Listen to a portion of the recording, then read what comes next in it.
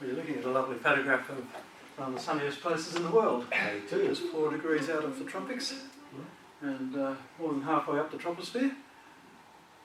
Rocks and things receiving more sunlight than we would down at the surface because, after all, not so much as being absorbed, and there's probably no clouds above Mount Everest.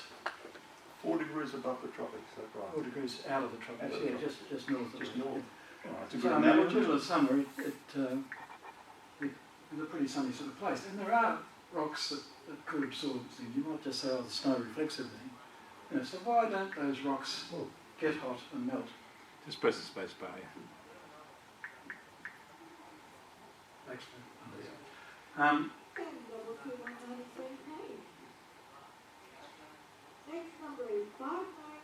I'm not going to sort of labour the radiation side of things, but I will tell you why it's wrong. We might spend the first 5 minutes doing that. You've probably all seen these kind of energy diagrams. Now, when NASA first put out a diagram, we had a situation where we just looked at a thing like that, no back radiation shown. And the problem is, you know, they published all this sort of stuff and that all looks quite nice and seems to balance and that sort of thing. But we've got just 168 watts per metre squared of radiation being absorbed by the surface. Has anyone any idea about what sort of temperature that represents with the Stefan Boltzmann calculations? Are you sort of aware of this in physics? Aware of it, but I don't know the answer. I saw a paper about that at one stage, and must admit I looked at it and couldn't understand it. Well, for those maybe not too familiar with physics, when you have a certain level of radiation, you can only raise what they call a black body to a certain temperature. After that, the black body is radiating back as much as it's receiving, and you can't get it above that temperature no matter what you do. If you shine that radiation on it for a billion years, it makes it hotter. And basically,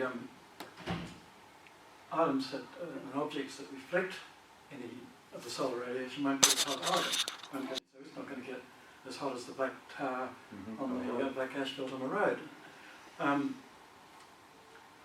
So that 168 watts represents minus 41 degrees centigrade. So after they'd embarrassed themselves by putting this sort of thing out, NASA had their diagrams like the one we looked at before, and then I think obviously someone twigged out this 168 is not explaining the surface temperature, and they only thought, of course, in terms of radiation. Now I'm going to stun you and say it's got nothing to do with radiation. You cannot determine a planet's temperature based on the radiation that's going into its surface. Now, one of the most interesting topics is the planet Uranus. Uranus, let me give you a bit of a picture, it's quite a bit bigger than Earth. But it does have a small solid core, they believe about 55% the mass of Earth. And after that and above that, it's got literally thousands of kilometres of atmosphere. Now, in most of these, or in all these planets, they talk about a nominal troposphere, where they see the usual gravitationally induced gradient. Maybe I'm jumping ahead there, but in any event, you will find in a planet's troposphere that you get a temperature gradient that's very close to the quotient of the acceleration due to gravity on that planet, divided by what we call the specific heat of the gases. You could say it's really the weighted mean specific heat of the gases. There's a mixture of gases, you've got to work out a weighted average. It's not incidentally called the heat capacity. The heat capacity is not a specific entity. The specific heat is how much energy it takes to raise the temperature of 1 unit of mass by 1 degree, and that's what we're talking about. It's an intrinsic quantity of a property, of a material, or gas, or whatever. Now, why is this gradient there in all these planets? We go back to Uranus. The nominal troposphere is 350 kilometres high, and all through that troposphere we've got this gradient. But there's no surface at the bottom of that troposphere. It's just a nominal level that they pick. The temperature gradient keeps on getting hotter and hotter. But anyway, at the base of that nominal troposphere of Uranus, which is nearly 30 times further from the Sun than we are, it's hotter than Earth. It's about 320 K. 273 is your 0, so roughly 50 C. So basically, why is it so? I was privileged to be taught by Julius Sumner Miller in Harry Messel's team back in the 60s, and that's where I really gained a love of physics, really. I mean, I was probably foolish and sort of got too tempted by the money in business and all that sort of thing, and at first didn't pursue that, but I kept on, an interest in physics. I kept on doing a bit of private tuition on the side, that sort of thing, maths and physics, and in the last 5 years or so, I've rekindled my interest even more in terms of looking into this whole climate issue, and I've spent many thousands of hours, looking into it. No money involved or anything like that. No government grants or anything. We know the feeling. But just because I could just see it was so wrong, and I'm sure, as you've heard it, it's obviously going to be causing poverty, but it's also going to be taking lives. I mean, we saw Australia dedicate 200 million of their overseas aid, not to humanitarian aid, but to carbon dioxide aid. And that's the sort of thing. I mean, how many hospitals and whatever can be built with the money that's being spent on climate? And I believe, the United States, even a year or two back, was something like 22 billion a year. I think it's much more now. But there must be at least 100 billion a year being spent by various countries, and it'll only continue to grow. It's not put an end to. Now,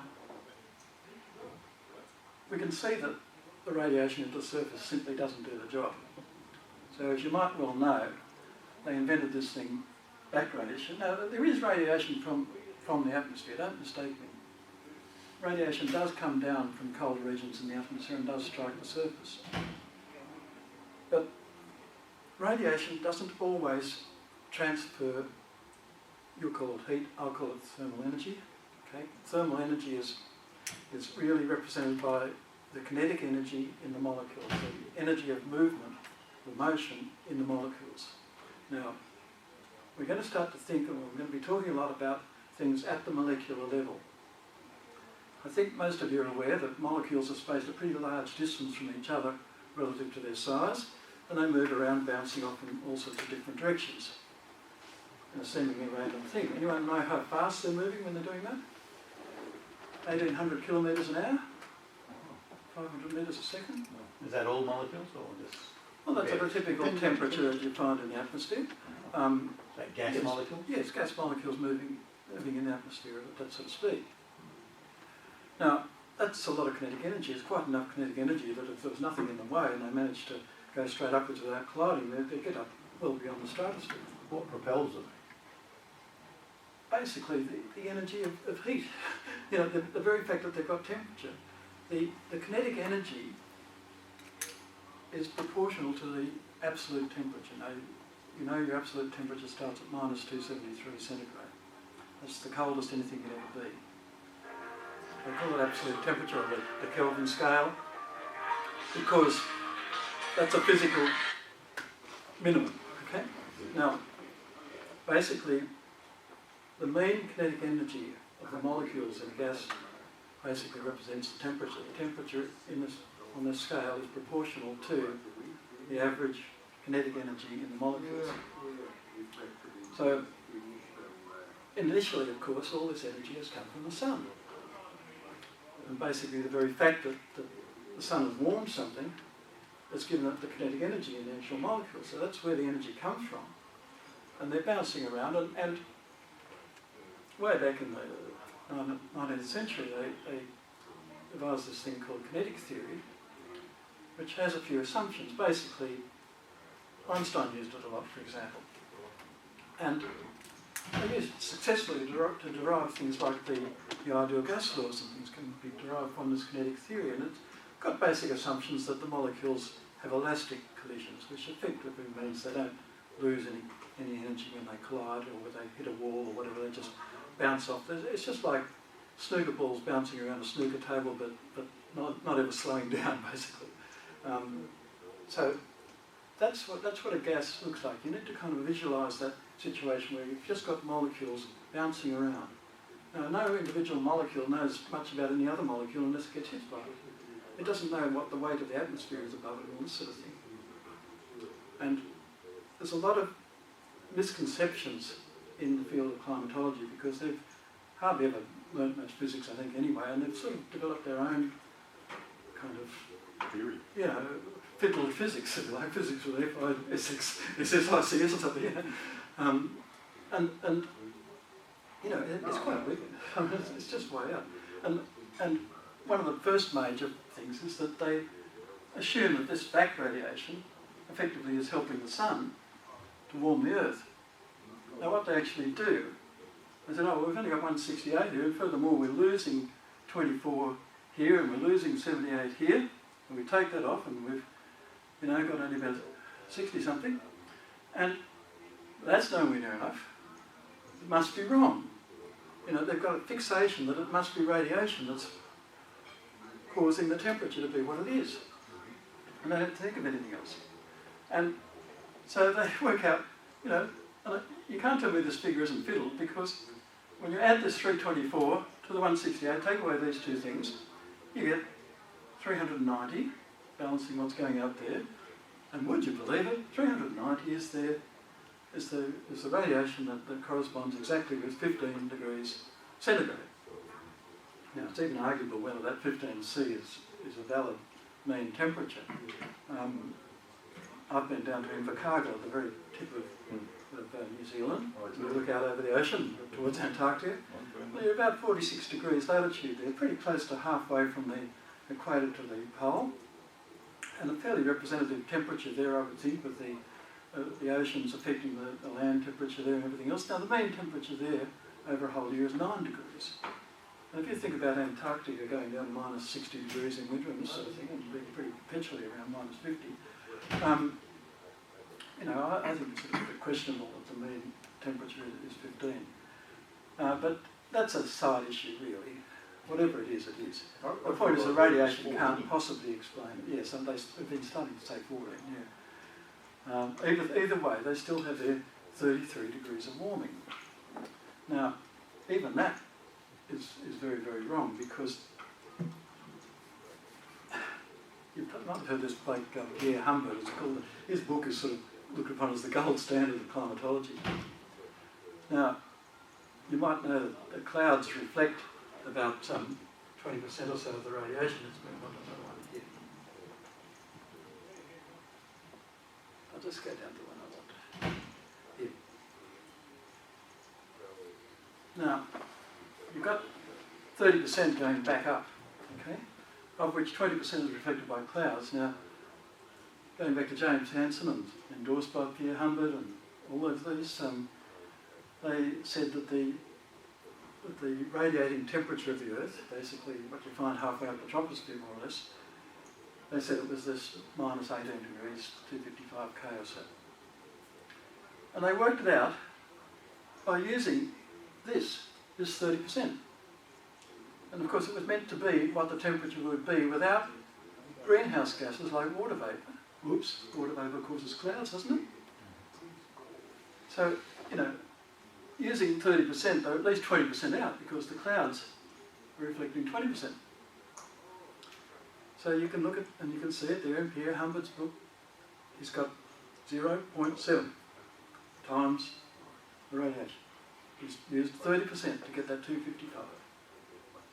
And he should have used at least 90%, which would have given him a figure 16.5 degrees hotter.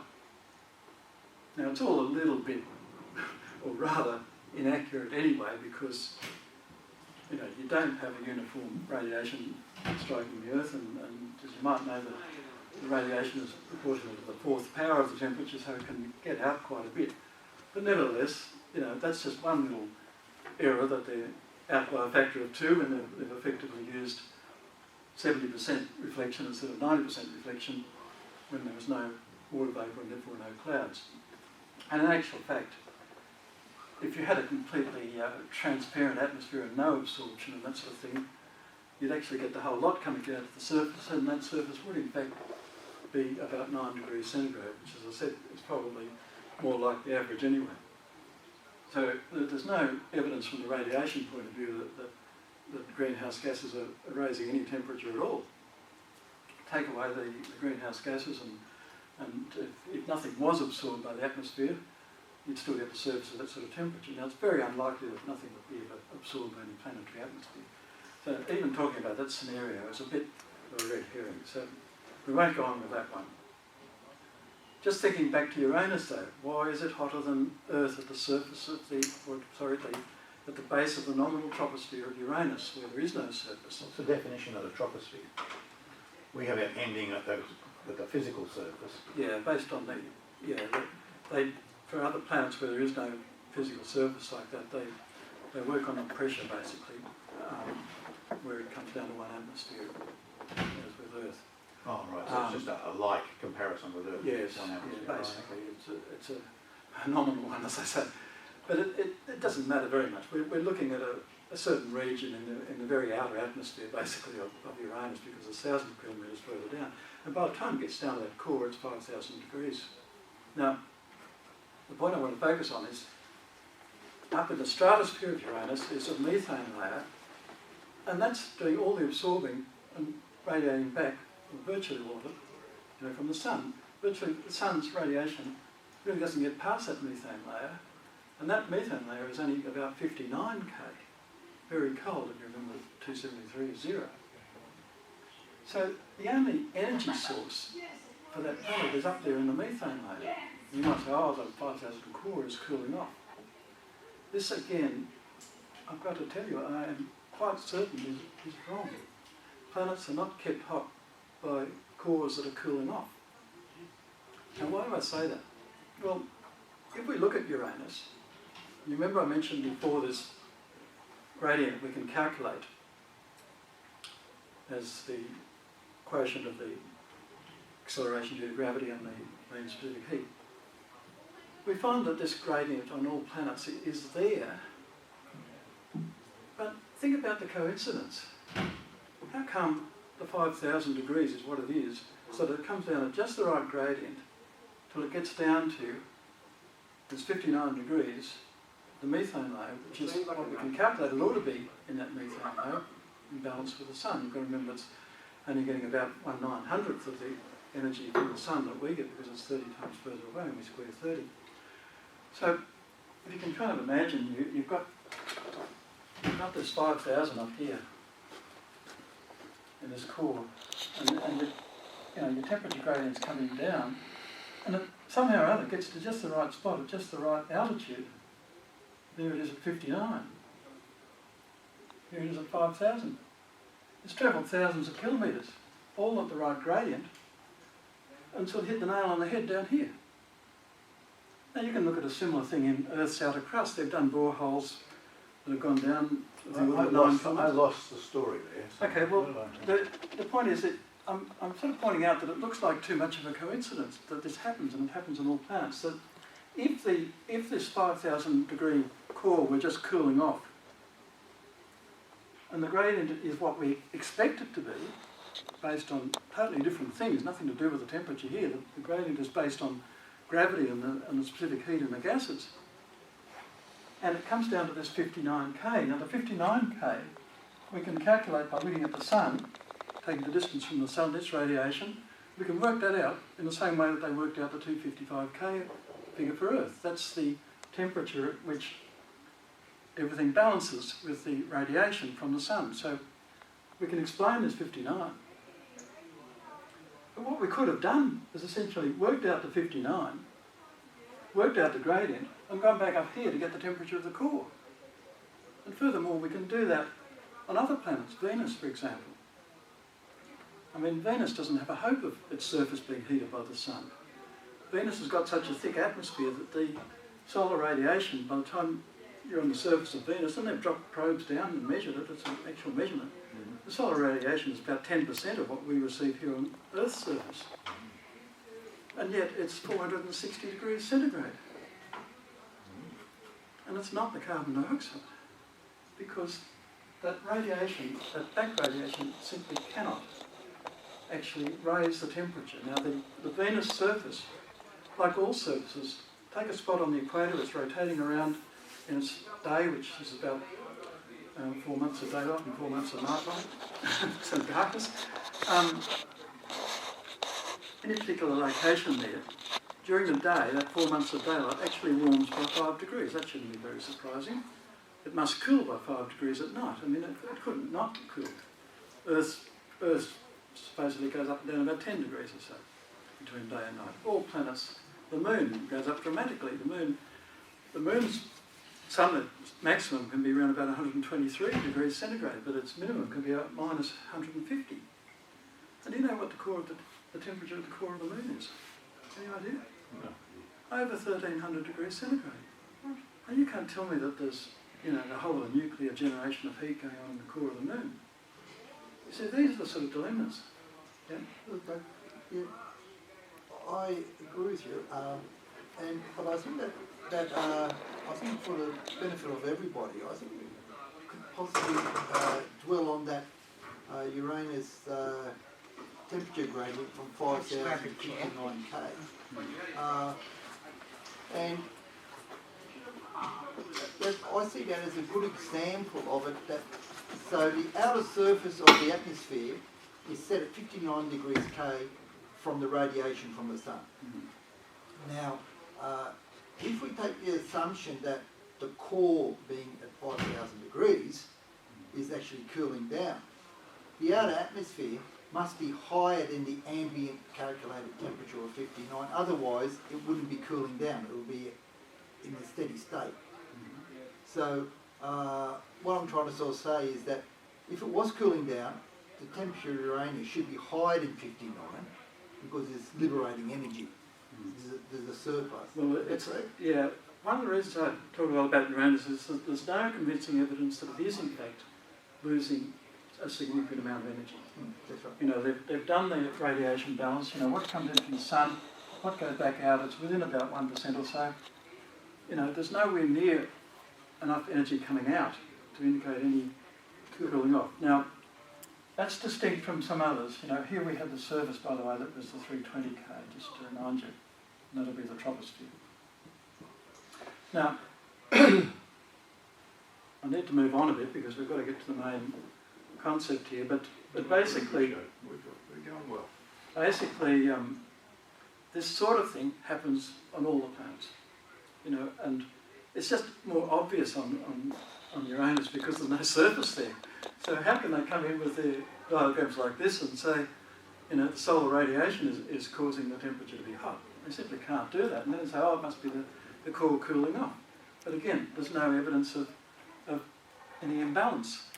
And think about this. You've got this sort of same situation, just the right sort of temperature back in the core or the base of the troposphere or whatever. On basically all the planets, they've done studies of this. Now, there are some planets like Jupiter that are actually contracting because they're basically totally gas. And you do get, in that sort of situation, the gravitational potential energy in these molecules. Now, you remember a bit of physics about that? Your potential energy is effectively the energy that a stone's got if you drop it. And as you drop it, as you know, it accelerates. So the original potential energy that's there at a particular height gets converted to kinetic energy, or some of it gets converted to kinetic energy as it's falling. And the same thing happens with an atmosphere that's collapsing a bit. There's more conversion of potential energy to kinetic energy because there's more molecules moving inwards than there are moving outwards. And that leads to a build-up of kinetic energy in the centre of these gaseous planets, which is measured. They know that Jupiter does emit far more than it receives. But that's because it's contracting. That's again why Uranus is a good example. Because it's got that small solid core, it doesn't contract, and it's got the methane layer up there in the stratosphere that we know about, and there's virtually nothing else that's going to absorb much solar radiation, so it must be up there in the methane layer. And they've got reasonable temperatures. Voyager 2 travel past Uranus, so they've got a fair bit of information. Now, we need to now start to think about molecules. I'll just stress that all of this should have been in the field of physics in the first place. You know, we're talking about heat transfers. Doesn't that sound like physics? Climatologists have sort of, taken over their physics, invented their own physics to suit their needs. And physicists in general have just stood in the sidelines and thought, oh, well, we don't know anything about climatology. We don't want to get involved. Until it's got to the point where, we've got this sort of science is settled sort of attitude, and it's really got to the point that a physicist who's actually been employed in the department of the university would have to have a fair bit of guts to stand up and say this is all wrong. He'd probably lose his job if he did. And this is the problem. And this is why I'm starting to form a very small group of people that have got some sort of academic background in physics. I mean, I don't mind if it's first year university physics, because really, effectively, this doesn't go much beyond that. It's just basic understanding of the laws of physics that we need to look at. Now, the first paper that I published was on radiation. Just on 3 years back. We call that radiated energy and the second law of thermodynamics. I've only got one copy here, but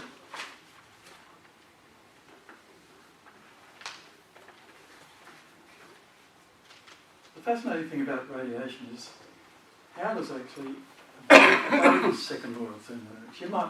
You might remember, or you might think of the second law as saying heat only ever transfers from hot to cold.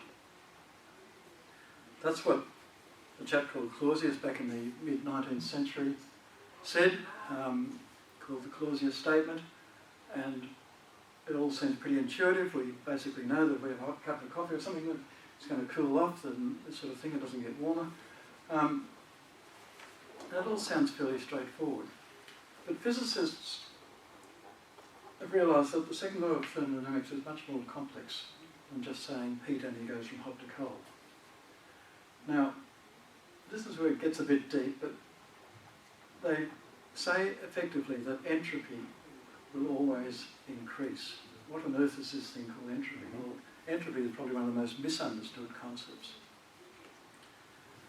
And I'm going to try to explain that as we go along, but what I will do now is talk about a situation where we've got 4 molecules.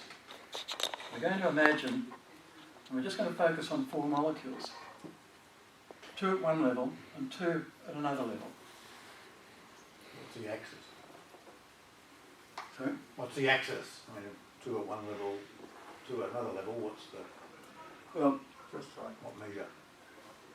okay, the distance between them, we're going to call one mean free path. Now, what that is a distance of something like 90 nanometres, very, very small. And when these molecules are moving around, on average they pass around about 13 other molecules before they strike one, because there's a lot of space between them. Anyway, the actual distance is not too critical, but it enables us to say, well, it's fair enough that that molecule might come down and strike that one. And this one might go up and strike that one. Now, we have to go back and think about this issue of potential energy, gravitational potential energy and kinetic energy. You can't create energy, so if something falls in a complete vacuum, which it effectively is because there's nothing in between, so it's got no friction or anything until it strikes something. When that sort of thing happens, there is a conversion of potential energy to kinetic energy. And all that really matters is the difference in potential energy between these 2 levels. It doesn't matter what we take our reference point to be. So we're just going to be looking at the difference. But we will see that must balance. So if one's going up, it's got kinetic energy, it's going to slow up. Just imagine these as balls thrown in the air or dropped or whatever.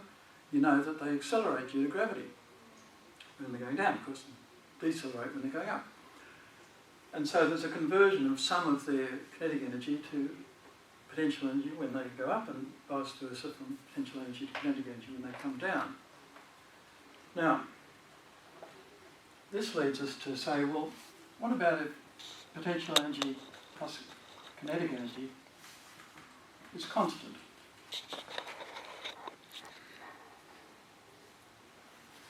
Can you sense that that's a kind of equilibrium sort of situation?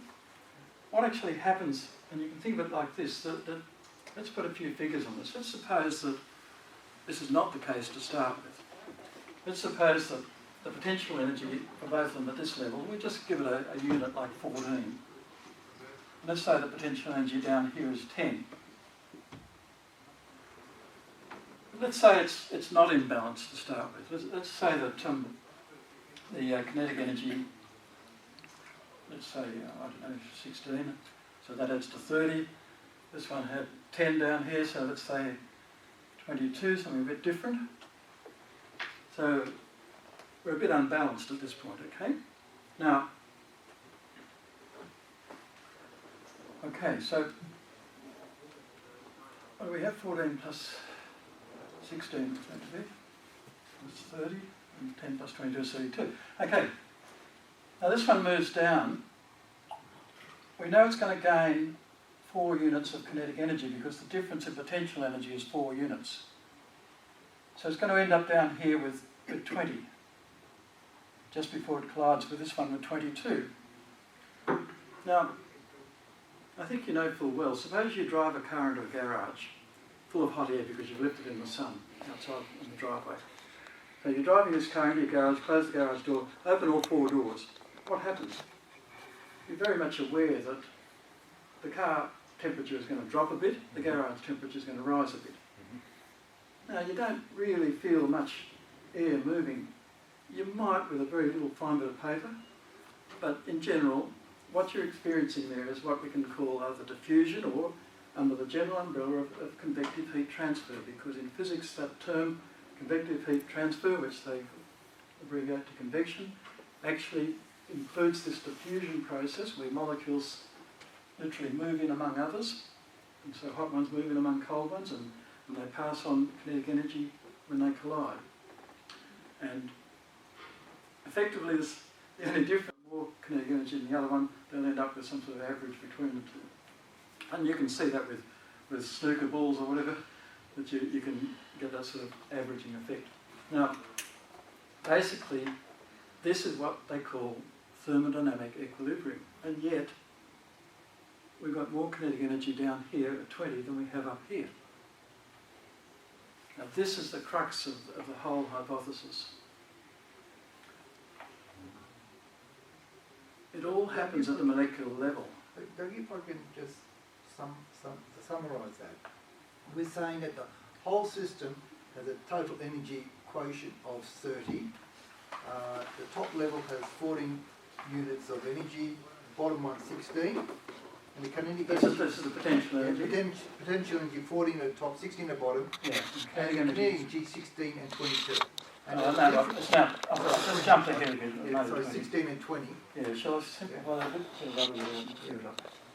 So, and the 4 degrees of kinetic energy difference is actual the temperature variation.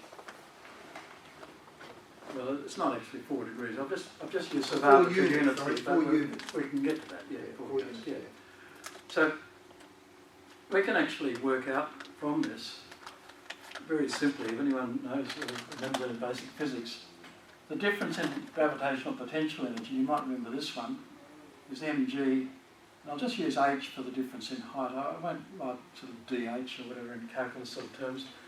So h is the distance just between one and the other. And we'll just assume that it's a temperature difference of T. Now, this is where the specific heat comes in.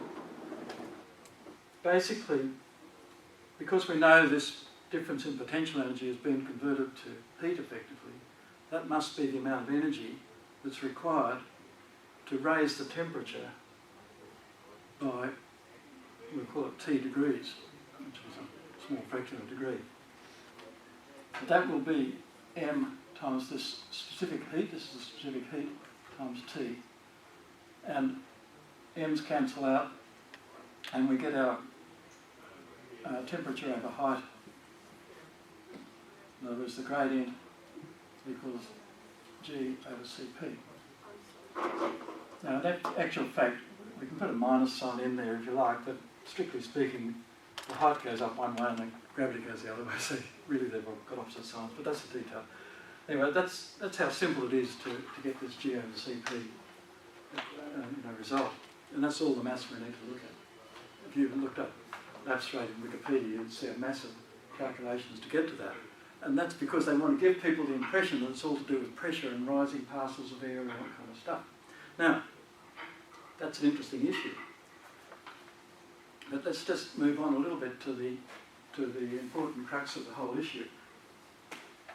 Can I just ask you a question? Yeah. If I take a slice of this an air column, you're saying to me, this is a question, that the potential energy plus the kinetic energy is a constant. Right? Yeah. Yeah, okay. Yeah. So we've got homogeneous sum of potential energy and kinetic energy. Now, of course, we're ignoring things like phase change, for where you might get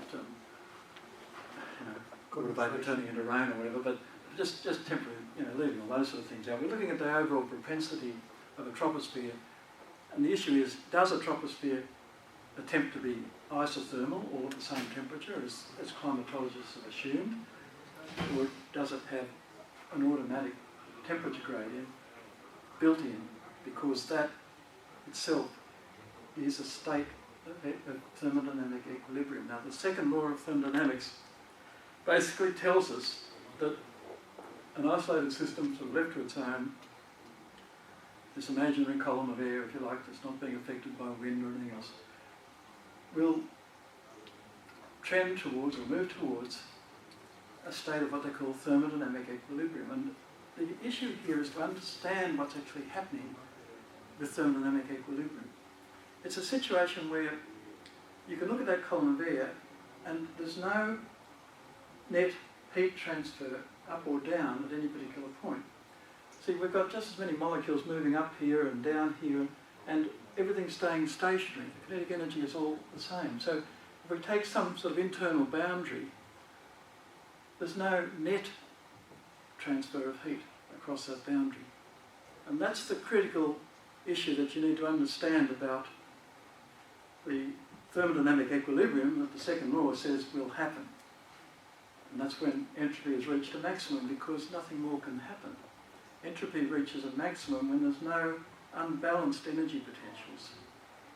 If we had isothermal all the same, we'd have more potential energy at the top than at the bottom, and the same kinetic energy. So we have unbalanced energy potentials. Okay, we have more energy at the top than the bottom, and as you know, more molecules will fall, and that actually causes the density gradient. So, for those who know a little bit about the ideal gas law, what really happens is that gravity, because of the second law of thermodynamics, sets up a density gradient. And very briefly, the reason for that is that if a molecule that's going to go out horizontally, under gravity it'll curve a little bit. So, because of gravity, you get a few more molecules moving downwards than upwards. Now let's say there's a propensity for, say, 51% to go down, 49% to go up. Because of that, you have to have sort of something like 51% density down here and 49% density up there, so it balances out. You see, if 51% of these ones are going to go down, then you take 51% of a smaller number of molecules up here to balance 49% of a bigger number of molecules at the bottom.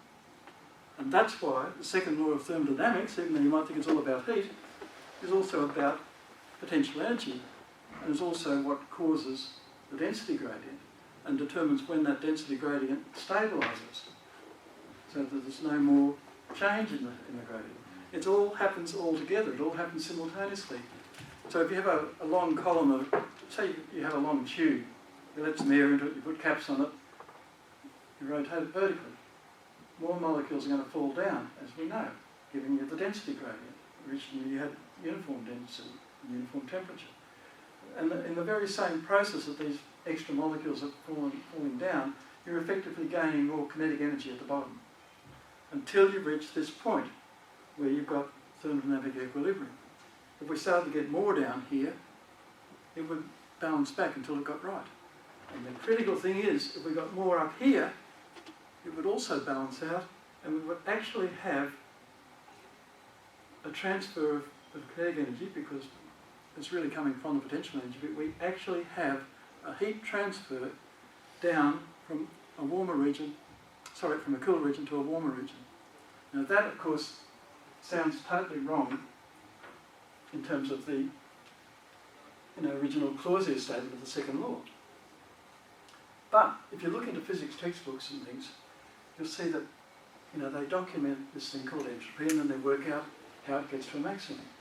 But in the fine print you read, in the development of this formula, we will ignore gravitational potential energy, because when we're looking at a little engine, a theoretical engine in a laboratory, the difference in potential energy is negligible. So they leave it out. So what it amounts to is that heat transfers by this convective heat transfer process, the diffusion as well, including diffusion. This concept of going from hot to cold strictly only applies in a horizontal plane where gravitational potential energy doesn't change. Now that of course, back in the middle of the 19th century, they were able to measure differences and so on. Can we detect this? Well, let's just first of all have a closer look at what we're talking about here and discuss this issue of heat creep.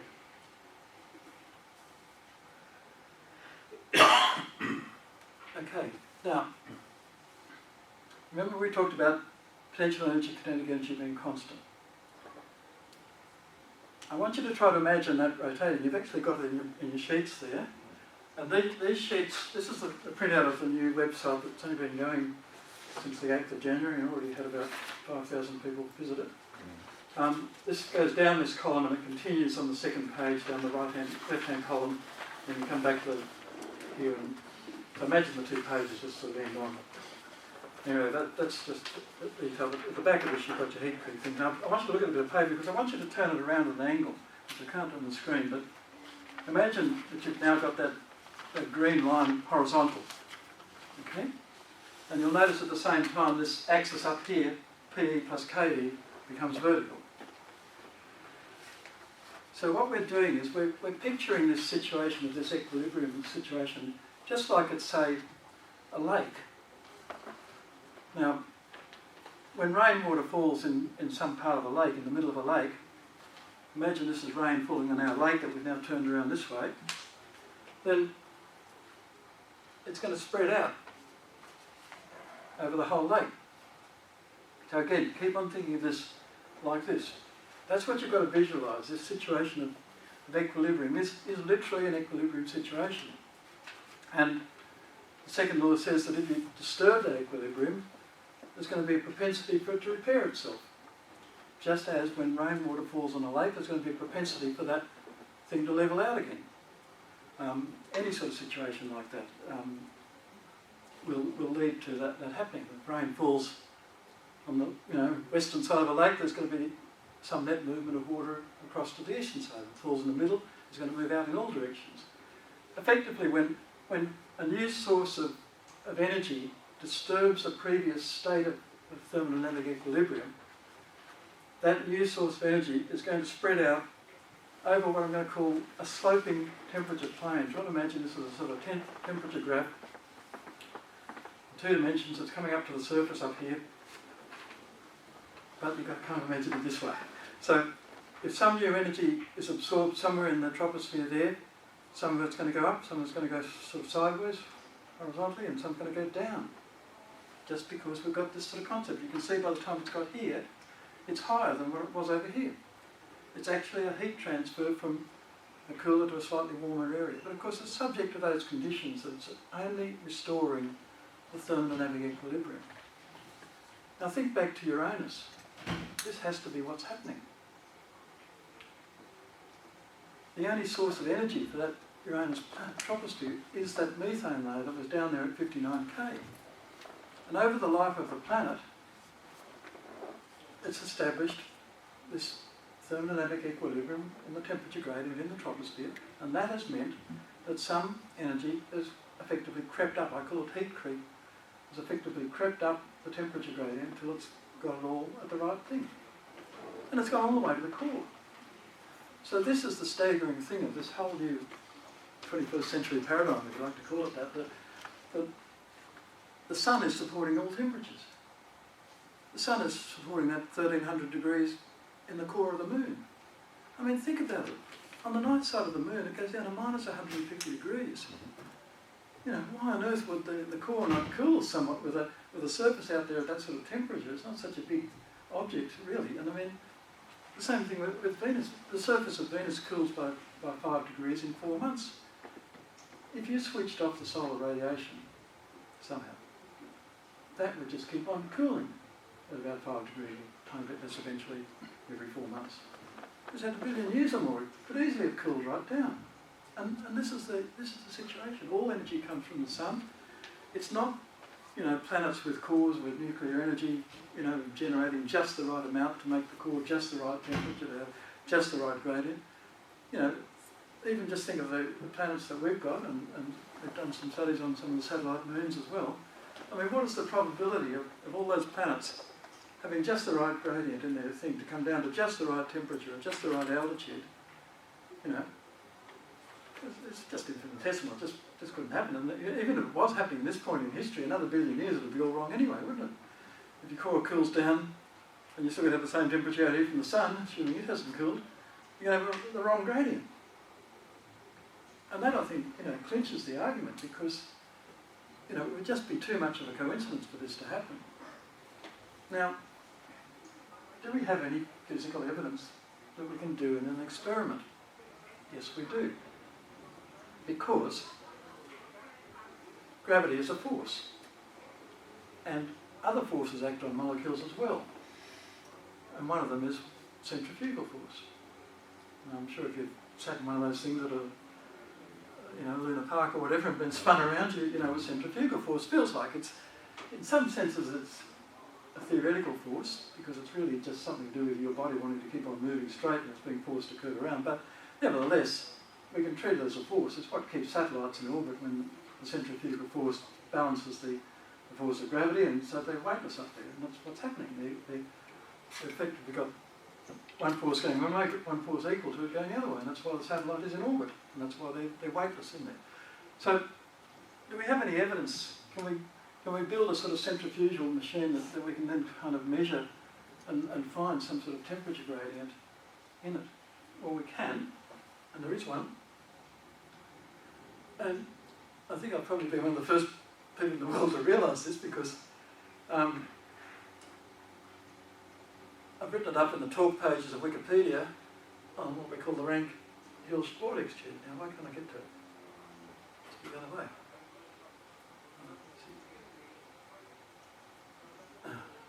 Okay. This little tube, only about 5 millimetres in radius or so, quite thin. They blow air down in here, very rapid air, such that it forms and it then goes in a helical motion down the tube.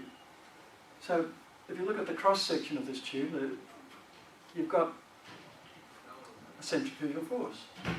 Effectively, that air is spinning around. Just imagine a cross section. Imagine these all a bit closer, if you like. But effectively, the air is spinning around very quickly in the kind of circular cross section of this tube. So there's a force pushing the air out. Okay, and sure enough, where it is pushed out, just like at the bottom of the troposphere, where the potential energy is least and it's been forced effectively down by gravity, it's quite hot. It can get up around, I think it was 100 degrees or so, 150 or something. And in the middle, it can get down to about minus 50. And they actually use this, and they call it a cooling vortex basically, because what they're really trying to get is this cool air coming out. Now what actually happens is, how they separate the hot and the cold, they don't actually want the hot in most cases, but because it's on the outside, they put this cone in here, so that hot air will go out there, but the air in the centre, which is of course less dense but is much colder, has got basically nowhere to go. And I think these arrows are pointing the wrong way because basically it goes back along the centre. I think they have set an internal tube there. Anyway, they get it out that way. There are other versions where they just simply separate it down one end. But either way, the whole point of this is that you can see what I'm talking about actually happening physically. There's no doubt about it that we've got a temperature gradient in this cross section because we've got much hotter air coming out. And it can be, I think, about 150 degrees hotter than the cold air. Is that a technology or just in the laboratory? Oh, this exists. Oh, this is What do used. they use it? Well, they use this to produce, with no moving parts, they produce cold air at about minus 50 C. So, you know, you've only got to imagine, there's obviously some applications to having cold air for these sort of reasons. So, this is a very simple device where they put in room temperature air and out comes much colder air. And that you can That's look up. high pressure air that's going in. Yeah, high pressure High air going pressure in air very rapidly, and we can do all the calculations, and I've done them. And what do you think? We get our G over CP. Where of course G is the force, the centrifugal force in this case. But it comes out of that. And that, I believe, really clinches it. Because here we have a physical experiment where even just in this 5 millimetres, the force is so great that we get exactly the sort of temperature gradient that we want to find. If you look up the Wikipedia article for it's called the Rank-Hilsch vortex tube. Anyway, it's on the sheet there, it's in the website, I think. If you look in the talk page there, you'll see my name down there, Douglas Scotton, with some calculations and things. Because up until now, or last year or so when I wrote that, there really wasn't any satisfactory explanation as to why this thing worked.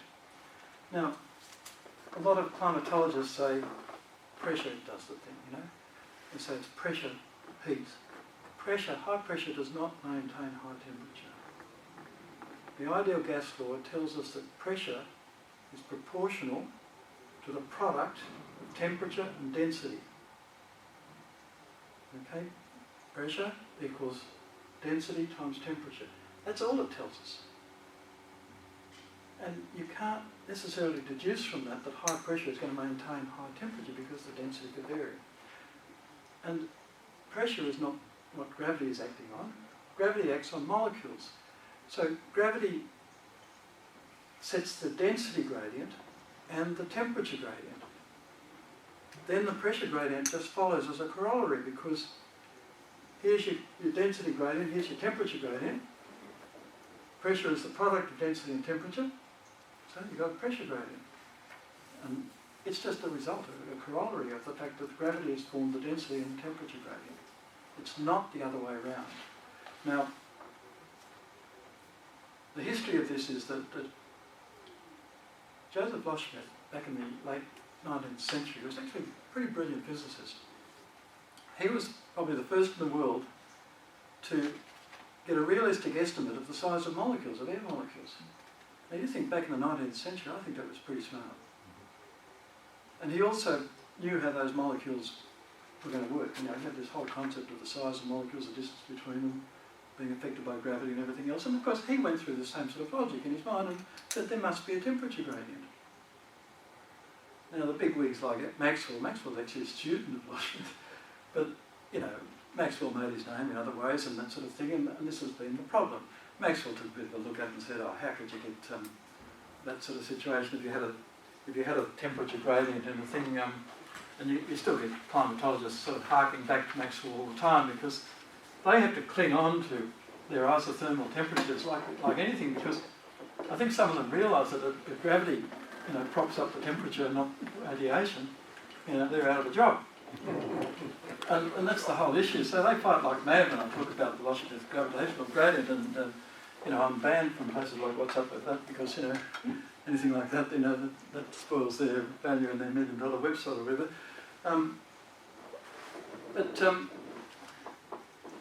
Basically, where should we go? Just lost my train of thought. Well, just to help you there, Maxwell didn't. Maxwell didn't. Yeah. Maxwell actually said Yeah. that it wouldn't work in an isolated column, Yes, but it, yeah, but the climate didn't work like that anyway. yeah, that's right. So Now, what whereas- he said is in our web page, I've got a refutation of Robert Brown's thing and what's up with that. You know, he connected a wire and lots of things. What they say is, okay, if you've got a temperature gradient in one column or even two columns or whatever, it might be a different gradient here, then you might connect them, some thermal connection, and then they say, oh, you've got to get energy going round and round and round and round, perpetual motion machine. But it's not. What actually happens, and you get more detail on the website, you know, whether you have a wire or another cylinder, you know, that wire or that other cylinder will also develop a temperature gradient. Yes, it happens in solids, and that's why it's happening under the crust of the Earth and everything. The temperature gradient in the outer part of the crust is something like 25 degrees every kilometre, and that's based on the specific heat there. But when you get to the mantle and you've got very high temperatures, the specific heat is a lot higher, so the temperature gradient comes down about 1 degree per kilometre or so. People don't realise that. You haven't just got a linear temperature from the core of the surface. It's like this and then boom. Now, what about what's happening back here, say, between 5 and 10 kilometres under the ground? They've measured this in boreholes. It's around 300 degrees centigrade at 10 kilometres underground. How does the heat that's supposedly coming from the core, and we look at, say, what's happening between 5 and 10 kilometres underground, how come that extrapolates and comes out at the surface temperature? Same sort of reason, if you have a long metal rod, you have controlled temperatures at each end, like a massive heat sink of a certain number of degrees here, degrees here. If you change these, you still get a nice linear conduction. So there's a feedback mechanism. That feedback mechanism is effectively this heat creep. It's because molecules are moving in both directions. Now the same sort of thing will happen here.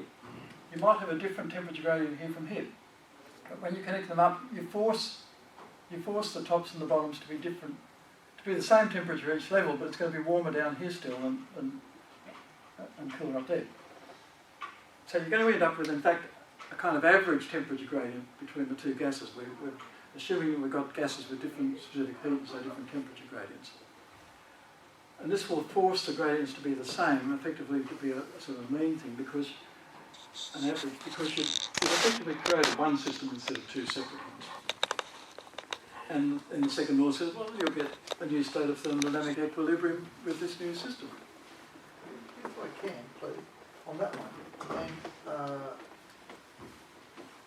I think that example there is what often used to try to falsify the gradient. Yeah, that's what I'm saying. Yeah, that's what I'm saying. So if you have Yeah. two columns with different specific heat material in each one, right, and you place that on a perfect conductor across the bottom of the two columns, right, Yeah, well, that's what you I'm would saying. automatically set two different temperatures at the top, Yeah, right? yeah, but Now, because there's a different potential in temperature, right, and I can't get my head around Yeah, that, yeah, because okay. there is a different temperature, there must be work being able to be created. Yes.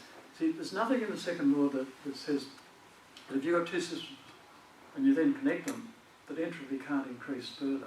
It can, but it will still come to a maximum. So yes, when you connect them, this one's hotter than that one, yes, you're going to get a temperature across there. But it won't last. Until they become equal. That's what I was saying. When you connect it, you've sort of forced the tops of the two columns to become a particular temperature, but it's still cooler than what you forced the bottoms to become. You've just ended up with one having a steeper gradient than its original one, and one having a less steep gradient, so you end up with the same gradient in each. Now, yes, you get a little bit of movement to start with, because you're moving into a state of greater entropy, where you've got basically a combined system, but it stops. And you can't do any work with it. Now, you could probably argue that there may in fact be molecules passing on kinetic energy to one, and there may be a cyclic movement of kinetic energy, but if you look at any particular point, what's going out is coming back in again from the bottom. So you've still got a stable state. And you remember I said about thermodynamic equilibrium, the criterion for it is that you don't have any net heat transfers across any internal thing.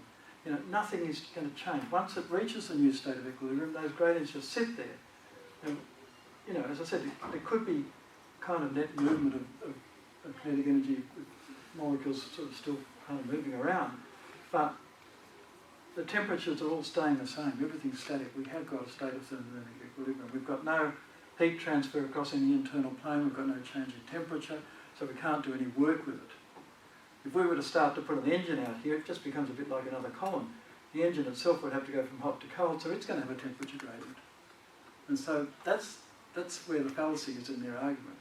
They forget that whatever you connect to the hot and the cold ends, whether you have a single cylinder, basically this could be an engine, and that could be a thing there. But the engine itself has a gradient, and you can't take energy out of the system.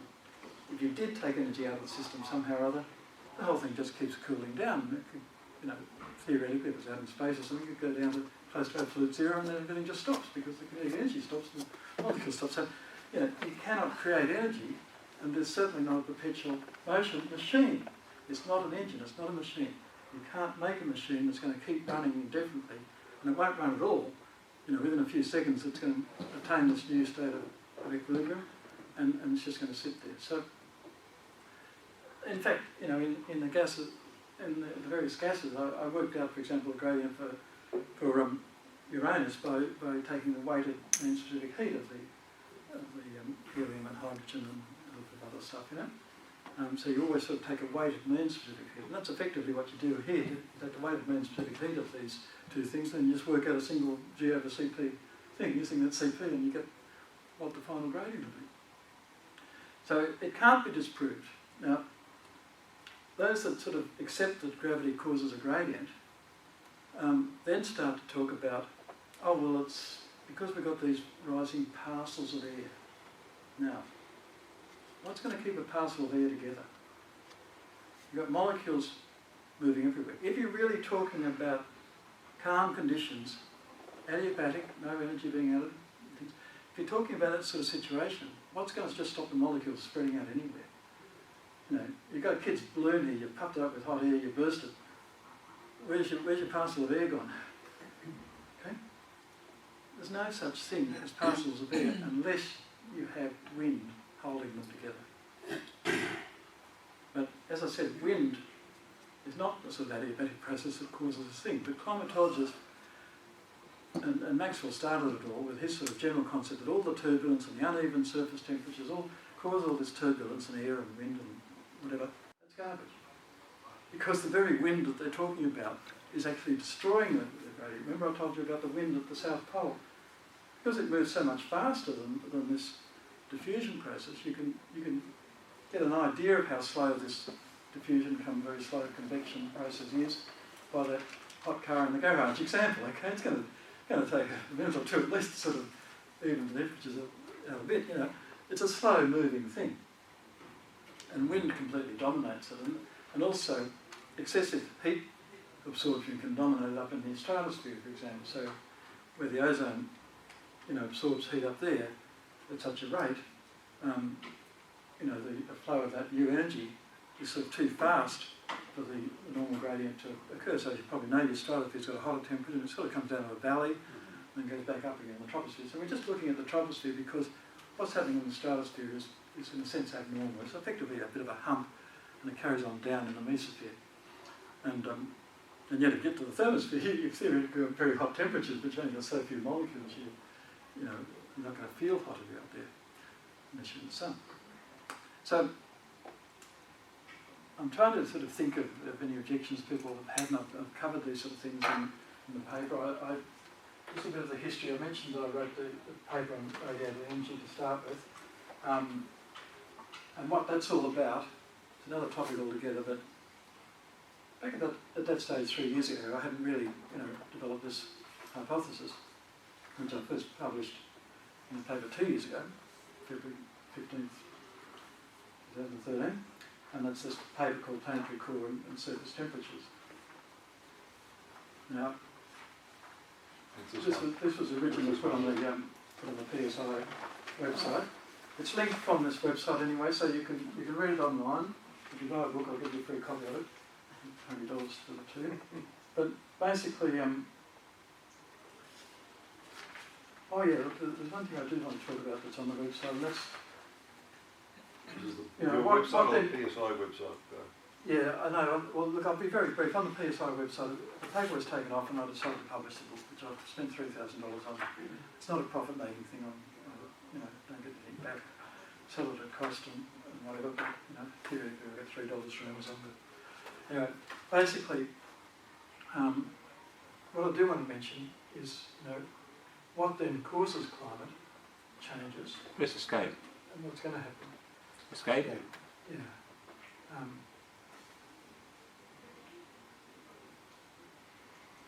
Okay, this is absolutely fascinating. You're looking at a graph that's derived from planetary orbits. Medieval warming, Little Ice Age, 60-year cycles. Now, you probably discussed something about cycles.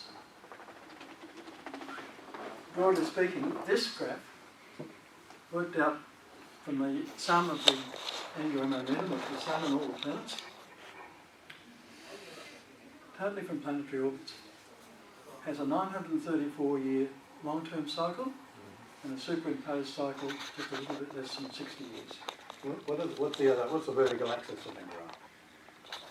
Well, let's not call it, no, we're equating it. It's actually, what is it? it's actually the inverted plot. It's upside down. Yeah. The original calculations set that upside down, and it is the scalar sum of the angular momentum of the Sun and all the planets. Now that might mean something to a physicist, but basically, to keep it simple, it's a plot that's calculated from planetary orbits. So it's a dimension, a physical dimension of where what the it's centre actually- of gravity of the solar system is, or No, what is it? it's actually angular momentum.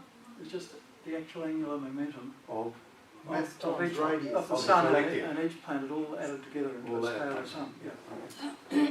Now, why is that so? I mean, I postulate that, and we do know that the magnetic fields from planets do reach to the Sun. And it's conceivable that the angle at which these magnetic fields reach the Sun is going to have some sort of different effect at different angles and different distances as well. And I postulate that this has something to do with the long-term cycles in sunspot activity, that we know the sunspot activity was low in the Little Ice Age. It could very well also have some effect on cosmic rays. There's a certain amount of evidence that cosmic rays can affect cloud formation, and because clouds will affect the albedo, the amount that's reflected, that will affect the, this sort of anchor point in the temperature plot. I probably should have stressed that all these tropospheres have an anchor point where your solar radiation matches. And then gravity builds it up like this. Now, if it's completely dry on Earth, gravity would build it up to a gradient of about 9.8 degrees per kilometre, which would give you a hotter surface. It's actually a sort of a supported surface temperature. It would give you temperatures up around 25 degrees average, something like that. Water vapour then lowers that gradient, and the reason that it lowers it is because of the actual temperature levelling effect of radiation. So there's water molecule in various places in the troposphere radiating, and collecting radiation from other water molecules or radiating to space, but that radiation will definitely tend to level out the temperature gradient. And I'll try to close with this. So I thought, well, can we prove that water vapour cools? The climatologists love to tell you, deserts get colder at night and all that sort of stuff. So I looked at some temperature data, and I'll swear that I didn't, fiddle with it. I basically decided I'm going to select places in the tropics for a start, because I wanted to then pick the hottest month of the year where the sun would be pretty much overhead. Okay, so I looked at 30 years of temperature data, and I looked at mean temperatures, maximum minimum temperatures in regions in the tropics. In that month, usually January or February, when the sun was overhead, because I only looked at I decided eventually just to look between 16 and 24 degrees of latitude, which is pretty close to the Tropic of Capricorn. It's just a few minutes less than 24. It just gets I put Alice Springs in at 24. And I decided to use the continents that passes through, which is basically Africa and Australia and South America. It's a little bit more complex because I wanted to eliminate places that were close to water. Anything that was close, like within 100 kilometres of the ocean or a large body of water, I eliminated, because that has a very temperature levelling effect, as we well know, the difference between the coast and Parramatta sort of thing in Sydney. So so it's going to be pretty complicated in the Northern Hemisphere, all your islands and Singapores and everything else, and one thing or another. So I selected 15 locations, none of them too close to each other, at least a degree difference in latitude or longitude. And they're listed in the book, and they're in the paper, which you can read on the website anyway, so you can get all the data, you can spot check it if you like, or it was done a couple of years back, but basically it was the 30-year temperature up to then. And then I looked at the precipitation levels, the rainfall, and I considered that was a reasonable indication of overall effective water. There's not just the water vapour, there's the latent heat release as well, but it's not really the latent heat release that levels temperatures out. It's really the radiation between the molecules.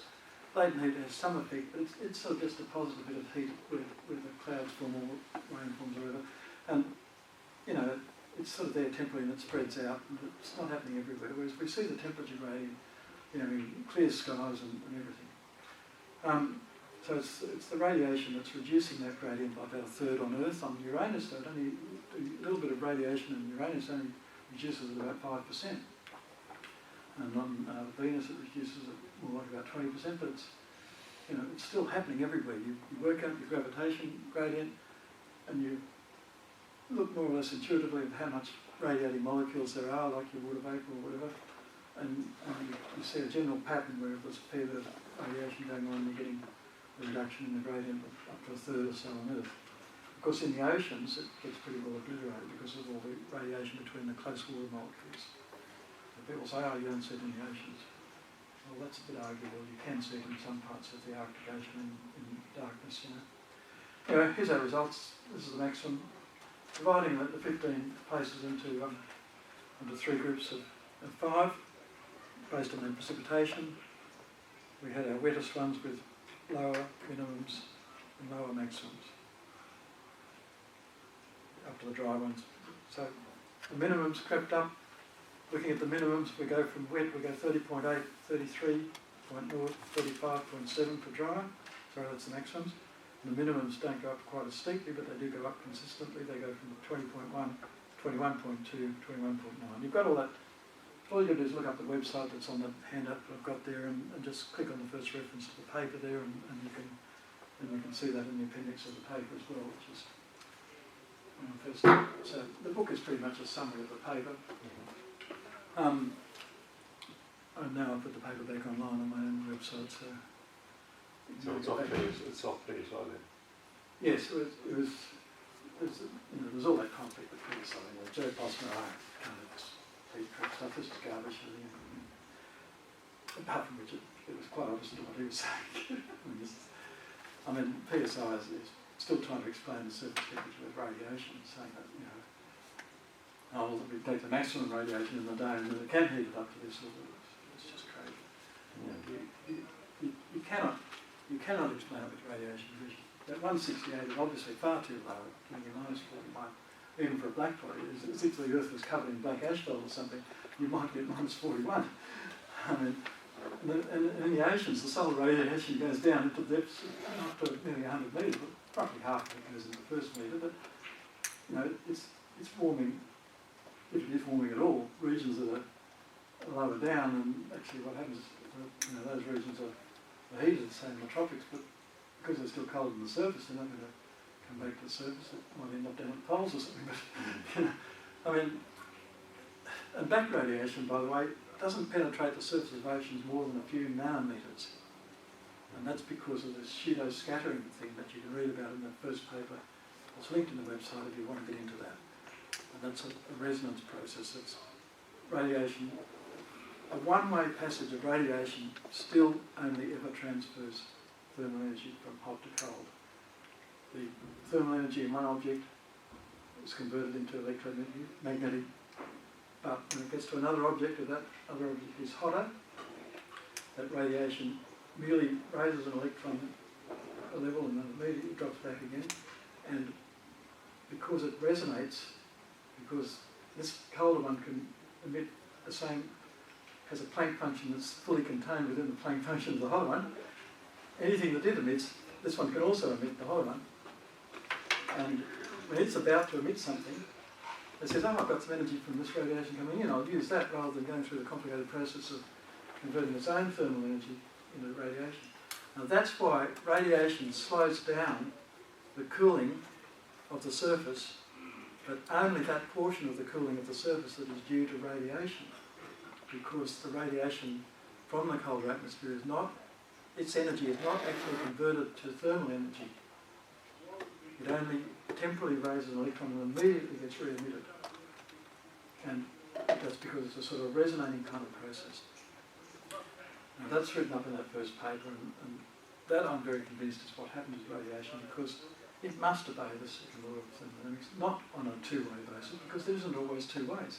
You can have one-way radiation, and then that can heat something that then causes some water to evaporate, which doesn't come out by radiation at all. So you can never guarantee that there's going to be a two-way radiation effect. The radiation from the sun then causes radiation to go out from the Earth in all directions, not all going back to the sun. So, you know, the second law has to apply for every single pencil of radiation from A to B. And effectively, if you start off with a certain amount of energy, you come to a cooler one, some of that energy is effectively left in that thing, and some of it becomes part of this one's radiation, it goes off somewhere else. And only when it strikes a cooler thing is any warming done in that cooler object, and still more radiation keeps on going from that until you get down to absolute zero out in space somewhere. So that's why back radiation cannot warm. It can slow radiation cooling, but it cannot slow cooling by other processes. And it has no effect on what we call the supported temperature. What's really happening is that gravity, because it sets up this temperature gradient and keeps supporting that with the heat creep mechanism, at night the cooling slows down. Now, we all know this. You know, you get out in your backyard at 3 AM in the morning, do temperature measurements every hour or something like that. You know, the surface cooled quite rapidly in the afternoon, even when the sun was still shining, in the early hours of the evening. That's because it had a surplus pile of heat from the sun. You know, yes, the sun can heat on clear days in non-polar regions, and yes, the sun can raise temperature, because then you're not getting 168, you might be, 400 or something like that, depending on the angle of the sun and everything else. But yes, it can heat up a black ash road and things, we know that. But on average, over the whole globe, it can't achieve it. Anyway, you've got a temporary supply of energy coming from the sun each day, that was a nice clear day and so on. And that disperses fairly quickly, but when it gets down to the supportive temperature, that's when it slows down.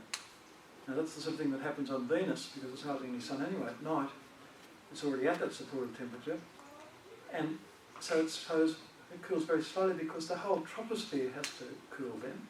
The whole plot has to go down in a parallel way. So energy has to come out of the whole troposphere, and that's why Venus only cools 5 degrees in the whole of 4 months at night, because it's got an atmosphere that's about 92 times or something the mass of Earth's atmosphere.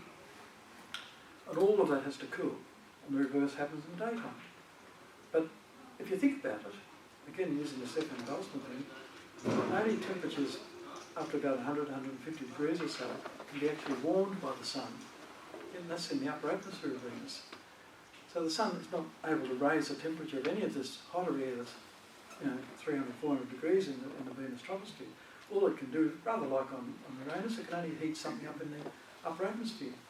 So the energy that eventually raises the Venus surface temperature by 5 degrees during the day is the heat creep process. And that kills the back radiation thing, because no matter what they say about back radiation, they can only say it slows radiating cooling. They cannot say that it helps the sun to raise the temperature of a planet's surface during the day. But they do. Yeah, well, they kind of gloss over the fact that the temperature rises, Attention staff, Natalie, can you contact reception? Natalie, contact reception. Thank you. So I think it's question time. What is the time? Well, So what are some of the... We've got a bit of time for questions. We can continue on once we order meals and come Well, back you down want here. just order meals? Well, we can do that. So it's 8:35. Well, I've Yeah, got... let's go and order meals. Yeah. We'll have questions on that. You Well, want to do that, Mike? Time your question, and we'll just go order meals, and then come back, and they'll bring the meals down. They'll bring them down here. What time's the restaurant close? No. Nine. Let's go on to the meals. It's either 9 or 9:30, but it gives, if we